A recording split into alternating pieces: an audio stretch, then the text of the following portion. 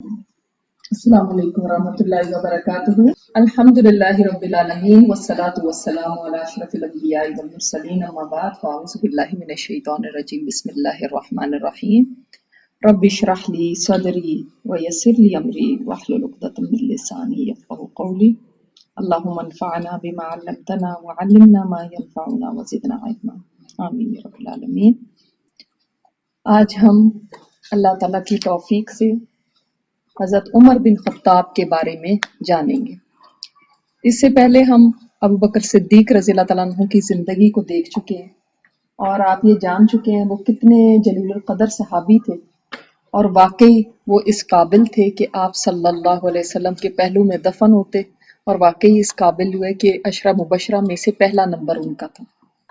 آج جو صحابی جن کی بات ہم کرنے جا رہے ہیں وہ عشرہ مبشرہ میں سے دوسرے نمبر پر تھے، اور ان کو بھی ہم دیکھیں گے کہ یہ کیسے اس مقام پر پہنچے کہ سبحان اللہ، آپ صلی اللہ علیہ وسلم نے ان کے بارے میں فرمایا کہ اگر میرے بعد کوئی نبی ہوتا تو وہ عمر ہوتے۔ تو اس سے پتہ چلا ہمیں کہ ان کا درجہ کتنا بلند تھا، اور اس سے زیادہ بڑھ کے کیا اعزاز کی بات ہو سکتی ہے کہ آپ صلی اللہ علیہ وسلم کے پہلو میں دفن ہونے کا ان کو شرف حاصل ہوا۔ ان کا نام عمر بن خطاب بن نفیل بن عبد العزا بن ریاح بن عبداللہ بن قرط بن زراح بن عدی، اور اس کے بعد بن کعب بن لوئی۔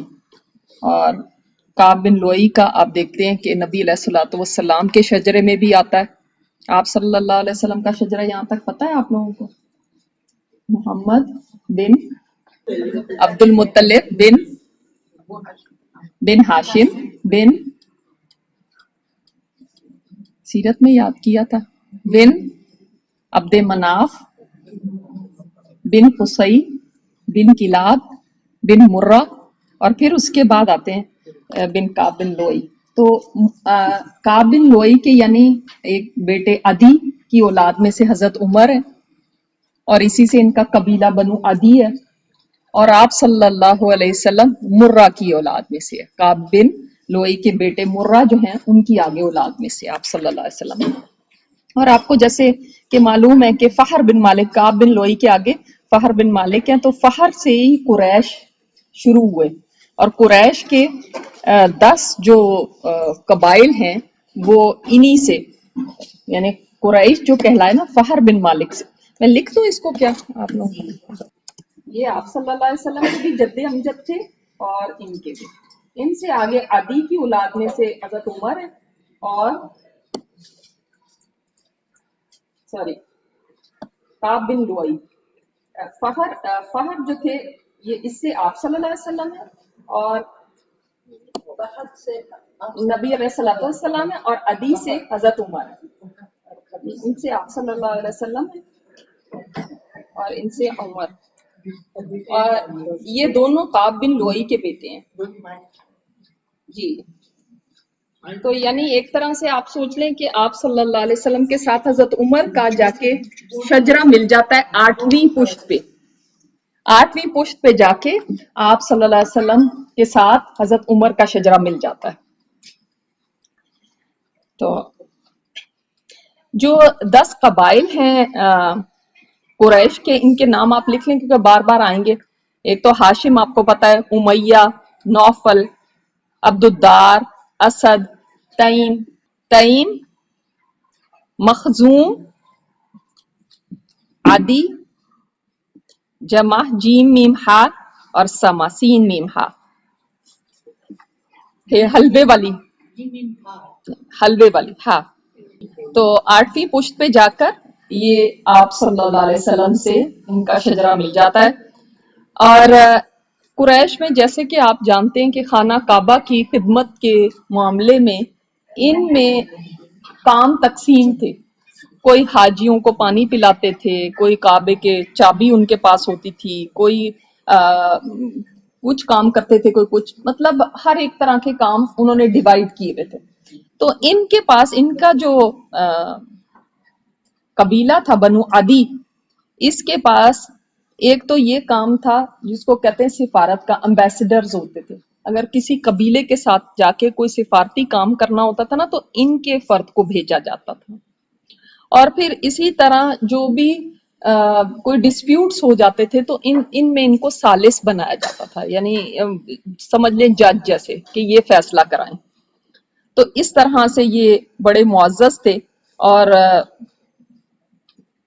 کبھی اگر کوئی جھگڑوں میں کوئی طول ہو جاتا، جھگڑے لمبے ہو جاتے، دونوں طرف والے دلائل دیتے تو یہ بیچ میں ثالثی کا کردار ادا کرتے تھے ان کے قبیلے والے. اچھا، ان کے ہی خاندان کا ایک فرد تھا جس کے بارے میں ہم نے پچھلی دفعہ بات کی تھی، ان کا نام ہے زید بن عمر بن نفیل. آپ کو کچھ پتا ہے وہ کون تھے؟ زید بن عمر بن نفیل. ہم نے ابوبکر صدیق رضی اللہ تعالیٰ عنہ کی سٹوری میں ان کی بات کی تھی شروع میں. کسی کو یاد ہے؟ کیونکہ وہ ان کی فیملی سے ہیں. زید بن عمر بن نفیل، بالکل صحیح. یہ موحد تھے، یعنی ابھی اسلام آیا بھی نہیں تھا. اور میں نے آپ کو وہ سٹوری بتائی تھی کہ ابوبکر صدیق رضی اللہ تعالیٰ عنہ جب بیٹھے ہوئے تھے اور پھر انہوں نے سنی، یہ بات کر رہے تھے کسی اور کے ساتھ، اور ان نبی کے بارے میں جو آخری نبی آنے والا ہے ان کے بارے میں. تو یہ شروع کا آپ فرسٹ لیکچر کا آپ جا کے دیکھیے گا تو اس میں نے بتایا تھا. تو وہ انہی کے خاندان کے تھے. نفیل ان کے دادا ہیں حضرت عمر کے. عمر بن خطاب بن نفیل ہے نا، تو نفیل دادا ہیں. اور انہی کے ایک بیٹے خطاب تھے اور ایک بیٹے عمر تھے. عمر لکھنا آتا ہے، عمر کے آگے واو لگاتے ہیں تو اس کو عمر کہتے ہیں، ٹھیک ہے، اس کو عمرو نہیں کہتے. کبھی بھی قرآن والے یہ مسٹیک نہ کریں، اور وہیں پہ پتہ چلے گا کہ ان کو کچھ نہیں آتا. اور جب یہی فائدہ ہوتا ہے کہ استاد سے پڑھنے میں اور خود کتابیں پڑھنے میں. جب خود لوگ کتابیں پڑھتے ہیں تو عمرو کہتے رہتے ہیں، اس یہ بھی نہیں سمجھ آتی کہ پروننسیشن کیا ہے. جب آپ استاد سے پڑھتے ہیں نا تو پھر آپ کو پتہ چلتا ہے اس کو پروناؤنس کیسے، پھر اس کو پروناؤنس عمرو نہیں کرنا، عمر، ٹھیک ہے. اور عمر لکھیں گے بھی تو ایسے عین میم را اور واو، یعنی عمر لکھ کے آگے واو لکھنا، ٹھیک ہے. تو نفیل کے اگر آپ اس طرح سے بنا لیں نا، تو نفیل کے یہ دو بیٹے ہیں عمر اور خطاب. اور عمر جو تھے وہ تو اتنی بہت قابل نہیں تھے، لیکن ان کے بیٹے جو زید تھے، نفیل کے پوتے اور حضرت عمر کے چچا زاد بھائی، وہ نہایت اعلیٰ درجے کے آدمی تھے. اور آپ صلی اللہ علیہ وسلم کی بعثت سے پہلے ہی وہ لوگوں کو بت پرستی سے روکتے تھے اور توحید کی طرف بلاتے تھے. اور اس پہ سارے لوگ ان کے دشمن ہو گئے تھے. اور ان کے حضرت عمر کے والد جو تھے خطاب، وہ سب سے زیادہ ان کے اوپر ٹارچر کرتے تھے. اور خطاب نے اتنا ان کو تنگ کیا، اتنا مجبور کیا کہ آخر وہ مکہ سے نکل کے ہرا میں جا کے رہنے لگے. اور کبھی کبھی چھپ کے آتے تھے اور کعبہ کا طواف کر لیتے تھے. یعنی آپ تھوڑے سی ان کے خاندانی بیک گراؤنڈ کا آپ کو پتہ چلا. عمر رضی اللہ تعالیٰ عنہ کی پیدائش کے بارے میں آتا ہے کہ یہ آپ صلی اللہ علیہ وسلم کی پیدائش کے 13 سال بعد پیدا ہوئے. تو 13 سال بعد پیدا ہوئے. اور ان کے حال حلیے کا بھی ہمیں پتہ چلتا ہے کہ ان کا رنگ سفید تھا اور موٹے موٹے ہاتھ پیر تھے، بہت طاقتور تھے، گہری آنکھیں تھیں، لمبی داڑھی تھی، اس کے اوپر مہندی لگایا کرتے تھے، اور لمبی مونچھیں تھیں. اور اتنے ٹال تھے کہ لوگوں میں کھڑے ہوتے تھے تو لوگوں کو ایسا لگتا تھا جیسے کسی سواری پہ سوار ہیں. یہ دور مثلا لوگوں میں کھڑے میں نا تو ایک بندہ اتنا ٹال ہے کہ لگتا ہے کہ یہ کسی سواری پہ بیٹھا ہوا ہے. اور بعض دفعہ بچے ان کو دیکھ کے بھاگ جایا کرتے تھے. اتنی زیادہ مطلب روب دار شخصیت، اور بہت سٹرونگ، بہت طاقتور، بہت بہادر. اور اسی طرح آواز میں بہت زیادہ روب تھا. یعنی ان کے بارے میں آتا ہے کہ ایک دفعہ ایک نائی ان کے بال کاٹ رہا تھا تو انہوں نے پیچھے مڑ کے اس کو کچھ بتانا چاہا تو اتنی اونچی آواز تھی کہ وہ گر گیا اور بے ہوش ہو گیا. جو ان کے دادا تھے نا وہ اپنے وقت کے اچھے بڑے سردار تھے قریش کے، اور دار الندوہ میں ان کو بڑا سمجھا جاتا تھا. خطاب کا کوئی زیادہ مقام نہیں ملتا جو ان کے والد ہیں، لیکن دادا کا ملتا ہے۔ ان کے جو قبیلہ ان کا بنو عدی قریش کی ایک سب ٹرائب ہے، بہت بڑا کوئی قبیلہ نہیں ہے جیسے دوسرے قبائل تھے، لیکن پھر بھی ایک مطلب اچھا نام کا قبیلہ ہے۔ ان کے جو والد تھے ان کے بارے میں ہمیں صرف یہ پتا چلتا ہے کہ ان کے والد بہت سخت تھے، بہت سخت آدمی تھے، بہت ترش تھے، بہت سختی کیا کرتے تھے اپنے بیٹے پہ۔ اور ان کا یہ آتا ہے کہ ایون حضرت عمر سے بہت سخت کام لیا کرتے تھے، اور وہ اپنے والد کے بارے میں بھی بتاتے ہیں کہ میرے باپ میرے سے سارا دن اونٹ چروایا کرتے تھے، اور جب میں کبھی تھک کے دم لینا چاہتا تو سزا دیتے تھے، اور اتنا مارتے تھے کہ وہ اس سلوک کو کبھی یاد کرتے ہیں، بہت بہت بے رحمی سے مارتے تھے۔ کہ جب خلیفہ بن گئے تھے تو اس وقت حج کے لیے جا رہے تھے، تو ایک وادی میں سے گزرے تو وہاں پہ رک گئے، اور آپ دیدہ ہو کے فرمایا، آنکھوں میں آنسو آ گئے، فرمایا اللہ اکبر، ایک وہ دن تھا جب میں موٹا کرتا پہنے ہوئے یہاں پہ اونٹ چرایا کرتا تھا اور تھک کے بیٹھ جاتا تھا تو باپ مجھے سخت مارتا تھا، آج وہ دن ہے کہ اللہ کے سوا میرے اوپر اور کوئی حاکم نہیں، اس بات کو بھولے نہیں۔ اور کبھی دیکھیں یہ نہیں ہوا کہ وہ اپنے والد کے جو سختی ہے یا جو ان بات کا ظلم یا بے رحمی وہ ان کے اندر آ گئی ہو، یہ نہیں ہوا۔ ان کے اندر جو سختی تھی وہ تو آئی باپ کی طرف سے، لیکن آپ دیکھیں گے کہ اسلام لانے کے بعد اسی سختی کو انہوں نے کیسے اسلام کے لیے استعمال کیا، وہی سختی اسلام کے راستے میں یوز ہوئی۔ ان کی جو والدہ تھی ان کا نام تھا خنسمہ، اور یہ بنو مخزوم سے تھی۔ ابھی میں نے آپ کو جیسے بتایا نا کہ بنو مخزوم بھی ایک سب ٹرائب تھی، اور بنو مخزوم سے کسی کے بارے میں آپ کو پتا ہے کہ کوئی اور بھی بنو مخزوم سے تھا؟ ابو جہل، بالکل شاباش، ابو جہل بنو مخزوم سے تھا۔ اور کوئی بہت کوئی بڑا نام جو بنو مخزوم سے ہو؟ کوئی بڑا نام آپ کے ذہن کے اندر آ رہا ہے جو بنو مخزوم سے ہو؟ تو یہ ان کی والدہ تھی، اور ان کی والدہ بھی یعنی اچھے ایک بڑے قبیلے سے تھی، کیونکہ جو مغیرہ تھے ان کے پاس کام ہوتا تھا کہ جب کوئی فوج بھیجنی ہوتی تھی قریش نے کسی جگہ پہ لڑنے کے لیے، تو ان کے پاس فوج کو بھیجنے کا انتظام ہوتا تھا، وہ کرتے تھے۔ اس لیے ان کا بھی قبیلہ ایک اچھا مطلب ایک اچھے بڑے نامی گرامی تھے وہ بھی۔ شام کے بارے میں کچھ زیادہ نہیں آتا، لیکن ان کے بارے میں یہ پتا چلتا ہے۔ ان کی جب پیدائش ہوئی تھی حضرت عمر کی، تو اس کے بارے میں ایک روایت میں آتا ہے کہ عمر بن عاص کہتے ہیں، انہوں نے یہ روایت نقل کی ہے کہ میں چند لوگوں کے ساتھ ایک جگہ پہ بیٹھا ہوا تھا کہ اچانک ایک طرف شور اٹھا، پوچھنے پہ معلوم ہوا کہ خطاب کے گھر بیٹا پیدا ہوا ہے۔ اس سے پتا چلتا ہے کہ حضرت عمر کے پیدا ہونے پہ بہت انہوں نے خوشی منائی تھی۔ ان کے بچپن کے حالات ہمیں کچھ زیادہ پتہ نہیں چلتے، اس لیے بھی کیونکہ کتابوں میں لکھا ہے کہ کس کو پتا تھا کہ یہ بڑے ہو کے عمر بن خطاب بنے گے، اس وقت تو نہیں پتا تھا۔ تو ایک چرواہے تھے، اپنے بھی باپ کے اونٹ چرایا کرتے تھے، اپنی خالاؤں کی بھی بکریاں اونٹ وغیرہ چرایا کرتے تھے، اور آپ کو پتا ہے چرانے کے لیے وہ باہر لے کر جاتے ہیں، تو ان کا ایک واقعہ آتا ہے جس سے پتا چلتا ہے کہ کیا ان کے اوپر اس وقت گزرتی ہوگی یا کیسی ان کی زندگی تھی، جو کافی پتا چلتا ہے کہ ہارش انہوں نے لائف گزاری ہے، کوئی ایز والی نہیں تھی۔ تو اس میں پتا چلتا ہے کہ باپ تو ظاہرہ سخت تھے، ان کے اونٹ چرانے کے علاوہ اپنی خالہ کی بکریاں بھی چراتے تھے، اور ان کی خالہ بنو مخزوم سے ظاہرہ ان کی والدہ بھی اسی سے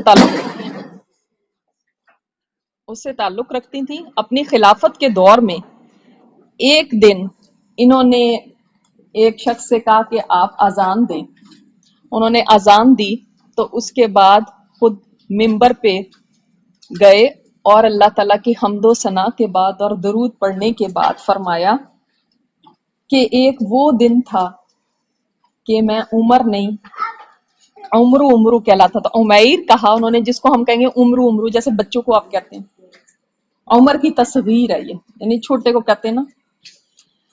और मैं नंगे पांव चलने वाला चरवाहा था और अपनी खालाओं की बकरियां चराया करता था, और मुझे ये पूरी मजदूरी के बाद वो कुछ चंद सूखी खजूरें दे दिया करती थी। यानी बहुत टफ इनका चाइल्डहुड था। एक तो बाप इतना सख्त, और फिर जो काम था ना वो बड़ा सख्त था जो ये करते थे। अच्छा, फिर हमें इनके बारे में ये पता चलता है, यानी ज्यादा और इतना ज्यादा तो कुछ नहीं है, कि ये पता चलता है कि जब ये जवान हो रहे थे तो उस वक्त जैसे अरब में और चीजों की तालीम दी जाती थी, इसी तरह इन्होंने भी ये तालीम ली जो नस्बदानी की, जैसे मैं आपको बताया था हज़रत अबू बकर सिद्दीक अंसाब की बहुत ज्यादा माहिर थे, यानी कि कौन किसका बेटा, कौन किसका इसका। और ये चीज जरूरी भी होती है जब आप सिफारत के काम करने लगते हैं ना, यानी किसी जगह आप एम्बेसडर बन के जाते हैं तो आपको पता होना चाहिए इनका शजरा नसब क्या है, किसके साथ मिलता है। वो भी ये इल्म इनके पास था। फिर पहलवानी का, क्योंकि बहुत ज्यादा ताकतवर और बहुत स्ट्रांग, यानी पर्सनैलिटी भी थी, फिजिकली बहुत स्ट्रांग थे, टॉल थे, तो पहलवानी करते थे।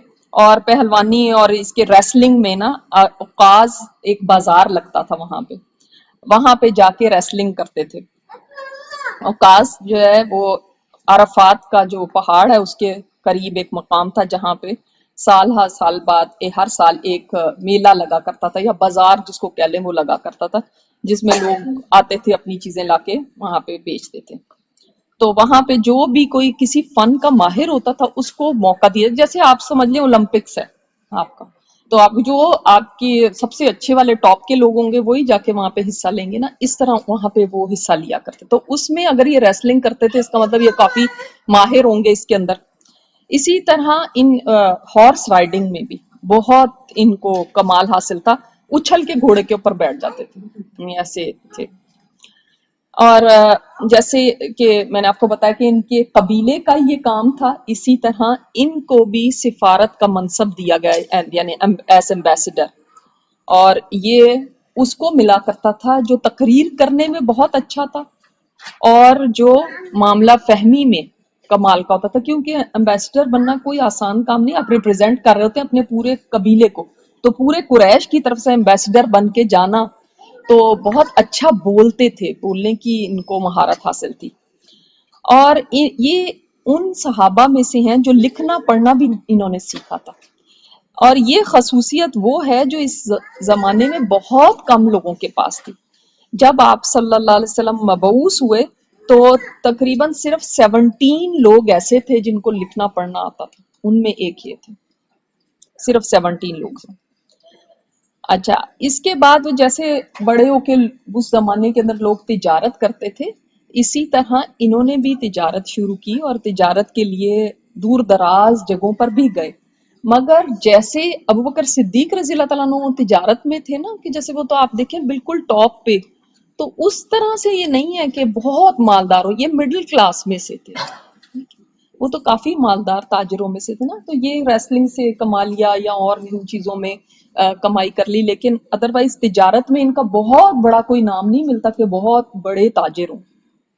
लेकिन चूंकि ये दूर दराज मुल्कों में गए तिजारत की गर्ज से, इसलिए उसकी वजह से इनके अंदर बहुत सारी इनको तजर्बा हासिल हुआ, बहुत हौसला मिला। और इंसान सफर करता है तो कितना तजर्बा उसको मिलता है ना।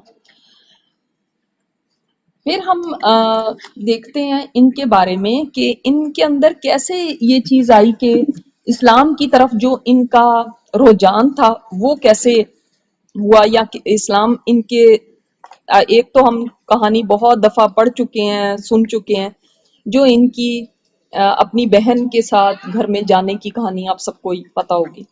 लेकिन इसके अलावा इससे पहले कुछ हो चुका था जिससे हमें पता चलता है कि कोई ऐसे वाकयात हुए। एक तो ये कि ये बहुत ज्यादा इन्होंने अपनी जो, जैसे अबू जहल करता था, टॉर्चर करता था, इसी तरह ये भी काफी टॉर्चर करते थे उन लोगों को जो मुसलमान हो जाते थे। उसकी वजह एक थी, देखिए अबू जहल भी दुश्मन था इस्लाम का, ये भी इस्लाम के दुश्मन थे। لیکن ان میں اور ابو جہل میں ایک بہت بڑا فرق تھا. دونوں بہت اسٹرانگ تھے, دونوں بہت جس کو کہیں گے کہ لیڈرشپ کوالٹیز رکھنے والے تھے.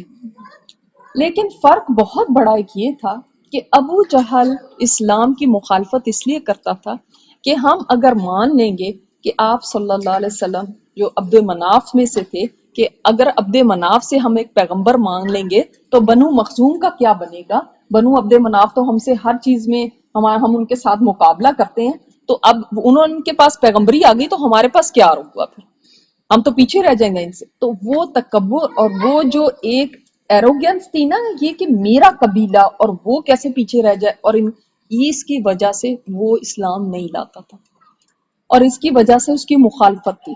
حضرت عمر رضی اللہ تعالیٰ عنہ کی یہ نہیں تھی. ان کی کیا تھی مسئلہ کہ آپ کو جیسے میں نے بتایا یہ امبیسڈر تھے, شعر و شاعری وہ بہت کرتے تھے, ان کو بہت سارے شعر یاد تھے. یہ جب امبیسڈر تھے تو جا کے کیا کرتے تھے, اپنے قبیلے کو ڈیفینڈ کرنا, اپنے قبیلے کی صفات بیان کرنا, اپنے قبیلے کو آگے آگے کرنا قریش کو. ان کو یہ ہو رہا تھا کہ ہماری سوسائٹی کے اندر یہ کیا ہو گیا, سب کٹ کے رہ گئے ہیں. کبھی کہیں سے آواز آنے لگتی فلاں مسلمان ہو گیا, کبھی کہیں سے آواز آنے لگتی, تو ہم سارے بالکل تتر بتر ہو گئے. ہماری کیا لوگوں کے سامنے عزت رہ گئی, ہم کیا بن گئے ہیں, یہ کیوں یہ اتنی بے چینی بے امنی اور ایسا یہ کیا ہو گیا. کیونکہ وہ تو سب بڑے اچھے رہے تھے. ایک تو یہ بات ضرور یاد رکھیے گا کہ ٹرائبل لائف جو ہے نا وہ بالکل اس سے ڈفرینٹ ہے جو آج ہماری زندگی ہے. قبائلی زندگی کے اندر قبیلہ ایسے ہے جیسے آپ سمجھیں ماں باپ کے بچے ہوتے ہیں نا, ہر ماں باپ اپنے بچوں کو ڈیفینڈ کرتا ہے. ہر ماں باپ کو یہ ہوتا ہے میرا بچہ میرے بچے کو کچھ نہ کہہ دے, میرا بچہ, ماں فوراً کھڑی جگہ میرا بچہ کچھ اس کو کچھ کسی نے بولا کچھ کا. اسی طرح ٹرائبل لائف کے اندر ٹرائب ہوتا تھا. آج تو ہم اپنے بہن بھائیوں کے لیے بھی اٹھ کے کھڑے نہ ہوں, آج تو ہم اپنے بہن بھائیوں کو بھی پیچھے کریں گے, اس کو نہ کچھ مل جائے مجھے ملے. لیکن قبائلی زندگی میں ایسا نہیں ہوتا. قبیلے کا جو فرد ہے وہ ایسے ہی ہوتا تھا جیسے میرا اپنا بہن بھائی ہے, سکا بہن بھائی ہے, میری اپنی اولاد ہے. اتنا زیادہ ان کو ہوتا تھا. اگر میرے قبیلے والے کو کسی نے مار دیا تو جیسے میرے بچے کو کسی نے کچھ کہہ دیا, ان کا خون کھول اٹھتا تھا. وہ اپنے قبیلے کے پیچھے جان دینے کو تیار ہو جاتے تھے. تو وہ یہ کہتے تھے کہ قریش کے اندر یا ہمارے جس جگہ پہ ہم رہتے ہیں, اس نے اتنی بدامنی اتنی بے چینی ان کے آنے کی وجہ سے ہوگی, تو یہ کیا ہو گیا, ہم تو بہت اچھے رہ گئے تھے. تو جب اتنا زیادہ ستانے کا وہ ماحول ہو گیا, اور ایک آپ کو پتا ہے کہ پہلا ایک گروہ جو تھا وہ ہجرت کر کے حبشہ چلا گیا, تو اس کے بعد ایک اور خاتون کا ذکر آتا ہے جو کہ ہجرت کرنے کے لیے وہ بھی اپنے سامان وغیرہ باندھ رہے تھے. کپل کا ذکر آتا ہے, بلکہ ایک ام عبداللہ جن کا نام ہے, ان کا ذکر آتا ہے کہ وہ بھی اور ان کے شوہر بھی عامر بن ربیعہ, یہ ان میں سے تھے جو اپنا سامان باندھ رہے تھے کہ ہم بھی ہجرت کر کے چلے جاتے ہیں. تو عامر بن ربیعہ کسی کام سے باہر نکلے, اور ان کی جو بیوی ہیں ام عبداللہ وہ اب سامان باندھ رہی ہیں, اور اس وجہ سے کہ اب تنگ آ گئے, یہاں پہ اب رہنے کا کیا فائدہ. تو عمر پاس سے گزرے اور انہوں نے پوچھا کہ آپ لوگ کدھر کو جا رہے ہیں. تو وہ کہنے لگی کہ اب ہم کیا کریں, ہم یہاں پہ تو اللہ کی قسم ہم اللہ کی زمین میں کہیں اور نکل جائیں گے, یہاں تک کہ اللہ تعالیٰ ہمارے لیے کشادی کر دے. تم نے تو ہمیں تکلیف میں ڈال دی اور ہمارے پر ظلم کے پہاڑ ڈھا دیے. کہتی ہیں میری یہ بات سن کے ایسے لگا کہ عمر کا دل پگھل گیا کہ مطلب یہ کیا ہو گیا, اور آگے سے دعا دیتے ہیں ان کو کہ اللہ تعالیٰ تمہارا نگہبان ہو. کہتی میں نے پہلی دفعہ دیکھا کہ عمر کے چہرے کے اوپر نا ایک نرمی تھی, ایک رقت تھی. تو جب ان کے شوہر واپس آئے گھر تو انہوں نے ان کو بتایا کہ آج ایسے ایسے عمر آئے تھے, اور میں نے دیکھا ان کو جب بتایا کہ ہم جا رہے ہیں تو ان کے چہرے پہ ایسی ایک رقت سی طاری ہو گئی کہ یعنی جیسے بڑا دکھ ہونا انسان کو, اور ایک نرمی اور دعا بھی دے کے گئے. تو شوہر نے کہا کس کی بات کر رہی ہو, ابن خطاب کی؟ میں لگی ہاں انہی کی. شوہر نے کہا تم کیا سمجھتی وہ اسلام لے آئیں گے؟ میں لگی ہاں, لگ تو ایسے رہا تھا کہ مطلب اتنی نرمی آئی. تو آگے سے شوہر کیا کہتے ہیں, عامر بن ربیعہ, ان کے الفاظ کتابوں میں لکھے ہوئے ہیں کہ خطاب کا گدھا اسلام لے آئے گا، عمر نہیں لانے والا.